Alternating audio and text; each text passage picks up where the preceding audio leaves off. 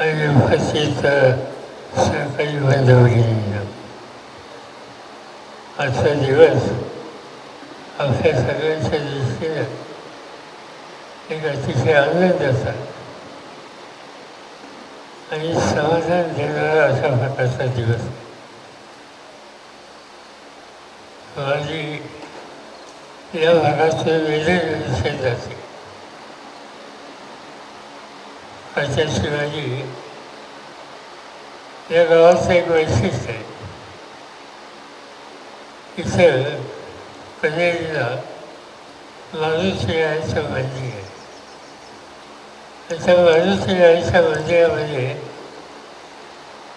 अखंड वीणा घेऊन मार्गदर्शन करण्याच्या संबंधीची भूमिका अनेक लोक घेतात.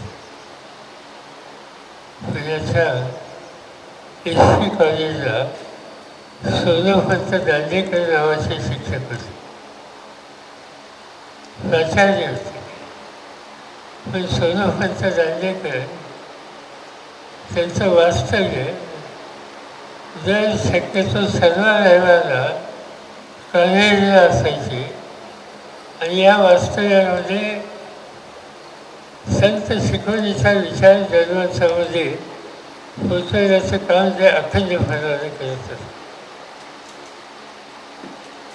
ही गोष्ट अलीकडच्या काळाची, पण 600-700-800 वर्षापूर्वीपासून हा माणुसकीचा संदेश वारीच्या प्रवासाच्या माध्यमातून अखंडपणाने दिला जातो.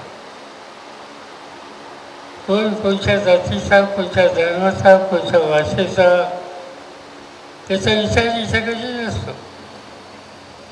आणि आनंद हा आहे की अलीकडच्या काळामध्ये समाजाचे सुशिक्षित लोक, वेगवेगळ्या क्षेत्रामध्ये काम करणारे लोक हेही वारीमध्ये सहभागी व्हायला लागले आणि संत श्रेष्ठांचा हा विचार खाली पोचवण्याच्या दृष्टीनं काही ना काहीतरी हातभार लावण्याचं काम आजच्या काळामध्ये ते करतात.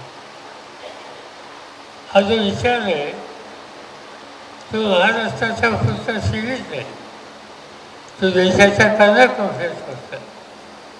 मला आठवतं आहे पंजाबचे एक मुख्यमंत्री, त्याचं नाव प्रकाशसिंग बादल, आणि मी त्यावेळी केंद्रामध्ये मंत्री होतो. एक दिवशी बादल साहेब माझ्याकडे आले आणि म्हणले की भगवान साहब आपको पंजाब में आना है. जरूर आएंगे. काय काढले तुम्ही? बाकी कुछ नहीं, नामदेव जी का स्मरण करने के लिए आना पड़ेगा. नामदेव जी ने महाराष्ट्राच्या कानाकोपऱ्यामध्ये अशी विचारधारा मांडण्याचं काम जसं त्यांनी इथं केलं, ती विचारधारा महाराष्ट्राच्या पुढची शिरी केली नाही, सगळं उत्तर हिंदुस्थानामध्ये ती केली. आणि आज पंजाबमध्ये नामदेवाचं अतिशय उत्तम मंदिर आणि त्या मंदिराच्या बरोबर अखंडपणानं नामदेवाचा विचार मांडण्याच्या संबंधीची व्यवस्था आज त्या ठिकाणी केली जाते. आणि पंजाबमधला शीख त्याचं स्मरण करतो. शिखांचा धर्म वेगळा आहे, पण त्यांच्या धर्मामध्ये गुरु ग्रंथ साहेब हा त्यांचा धर्मग्रंथ आहे. आणि त्या धर्मग्रंथामध्ये त्यांनी नामदेवांचे काही विचार मांडलेले आणि गुरुग्रंथ साहेबांच्या माध्यमातून आज जगातला शीख समाज नामदेवचं स्मरण करतो. महाराष्ट्राच्या भूमीवर हा गेलेला विचार आज खऱ्या अर्थानं जगात होता आणि तो जगातच अशा प्रकारचा विचार, अशा प्रकारचा उल्लेख केला तर त्यामध्ये अशी शक्य होणार नाही. फिरायला लोक जात असतात, उन्हाचा विचार करते, जगत धोरणाचा विचार करते. हल्लीच्या काळामध्ये सर्व कॉंक्रीटचे किंवा दाबलेले रस्ते झाले, पण पूर्वीच्या काळामध्ये कुठे असलेले रस्ते होते.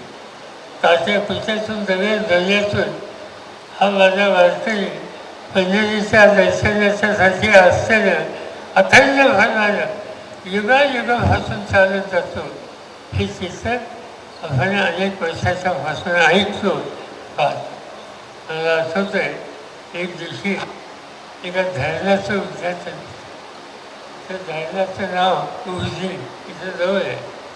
तिथं भीमा नदी त्या नदीत आणि ते धरण बांधलं त्यावेळेला त्या धरणाचं उद्घाटन करायला त्यावेळेचे देशाचे नेते यशवंतराव चव्हाण आले. आणि यशवंतराव चव्हाणांनी आपल्या भाषणामध्ये काय सांगितलं, त्यांनी सांगितलं की पांडुरंगा तुझी चंद्रभागा आम्हीचा आढळून फिरायला फिराय महाराष्ट्राच्या देशाच्या कानाकोपऱ्याचा हा तुझा वारकरी येतो, चंद्रभागेत स्नान करतो, पांडुरंगाचं दर्शन घेतो, विठ्ठलाचं दर्शन घेतो आणि समाधान म्हणून जातो. आज ही तुझी चंद्रभागा आम्हीचा आढळली आणि तू काही चिंता करू नको. तुझं दर्शन मला इथून सुद्धा होईल. आणि ते कसं होईल की तुझी चंद्रभागा आम्ही इथं आढळली. पाण्याचा साठा या ठिकाणी केला. ते पाणी बळीराजाच्या शिवारात दिला आणि त्या ठिकाणी त्यांनी ज्वारीचं पीक घेतलं. त्या ज्वारीच्या कणसामध्ये या वारकऱ्याला पांडुरंगा तुझं दर्शन होईल हा विचार चव्हाण साहेबांनी त्या ठिकाणी मांडले. आणि अनेक गोष्टी या संबंधीच्या सांगता येतील. माणसाला योग्य दिशेला न्यायचं काम, त्याच्या उत्तम प्रकारचे संस्कार अखंड फलाने करण्याची भूमिका या सर्व संतांनी केली. हा भारताचा भाग्यात मोठा ठेवा आहे आणि मला आनंद आहे तो ठेवा आजही आपण जतन करतो, वाढवतो. आज या ठिकाणी हा आजचा सोहळा, हा आजचा सोहळा एक वेगळा अशा प्रकारचा सोहळा. श्यामसुंदर महाराजांनी आपण या सगळ्या विचारातून जन्मानच कसा घडवता येईल, विधायक प्रवृत्तीला प्रोत्साहन कसं जाईल आणि प्रागतिक विचार लोकांच्यामध्ये कसा सखोल जाईल याची खबरदारी घेण्याच्या संदर्भात त्यांनी आपलं आयुष्य वाहून दिलं, आपला पैसा सोडला आणि एकच काम या ठिकाणी घेतात आणि सामान्य माणसाला एक प्रकारचा आत्मविश्वास वाढवणारा अशा प्रकारचा विचार या सगळ्या संतांच्या विचाराच्या माध्यमातून मांडण्याचं ते काम करतो. हा विचार इथंच गेला असं नाही, तो देशाच्या बाहेर गेला. एक दिवशी मी रशियामध्ये मी मंत्री होतो केंद्र सरकारमध्ये आणि आपले अभ्यासक तिथले राजदूत त्यांनी काही लोकांना संध्याकाळी माझ्याबरोबर विचारविनिमय करायला त्यांच्या ॲम्बेसीमध्ये बोलवलं आणि माझी एका रशियन बाईची ओळख होती आणि ती रशियन बाई माझ्याशी मराठीच बोलत. मला गमत वाटली. त्या अभ्यासकांना राजदूतीनं मला सांगितलं त्या नुसत्या मराठी बोलत नाही, त्या वर्षाचा एकदा पंढरीची वाजी करतात. पंढरीची वाजी करायला रशियन बाई जाते. त्या बाईचं मला कौतुक वाटतं आणि पुढच्या वाजीच्या वेळेला त्या आल्या. मी त्यांना पुण्यामध्ये माझ्या घरी बोलवलं. माझ्या घरी बोलवल्याच्या नंतर पुण्यातल्या काही मध्यमवर्गातल्या काही भगिनींनाही बोलवलं. त्यांची आणि त्या रशियन बाईची ओळख करून दिली आणि पुणेकरांना मी सांगितलं ही भगिनी वारीला जाते. कौतुक करण्यास त्या पुण्यातल्या मध्यमवर्ग भगिनींपैकी एका भगिनीने विचारलं, तुम्ही वारी जाता? म्हणजे हो. कुठून जाता? पुण्यातनं जाता का सासवडवरून जाता का आणखी कुठं जाता? त्या रशियनबाईंनी उत्तम गवतीचं झालं. वारी ही सासवडपासून बारामतीपासून निघत नाही. माऊलीचं किंवा तुकोबाचं दर्शन घेऊन शेवटी पंढरीला पोचते त्याला वाली म्हणतात. आणि वली आली जे जातात त्याला हौसे गौसे म्हणतात. मी काय हौसे गौसे नाही, मी खऱ्या अर्थाची वाली आणि वारकरी ही रशियनबाई सांगत होती. त्याचा अर्थ हा विचार हा जगाच्या पातळीवर पोचण्याचं संबंधीचं काम अनेक संतांनी अनेक व्यक्तींनी केलं आणि त्याची नोंद जगातल्या अनेक देशामध्ये घेतलेली.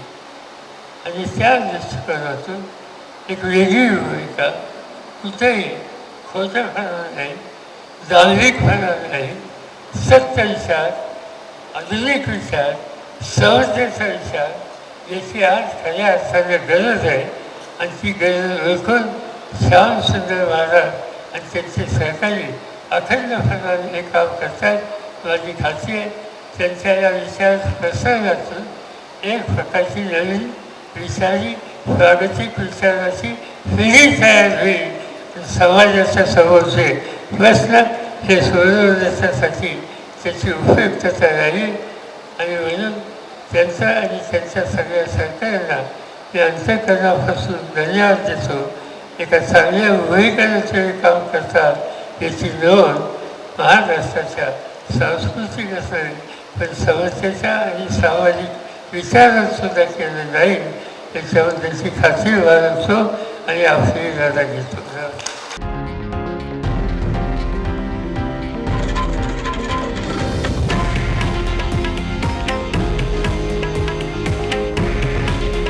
हे आहे देशातील नंबर 1 न्यूज नेटवर्क आणि आपण पाहत आहात TV9 मराठी. काळजी तुमची, हित महाराष्ट्राचं.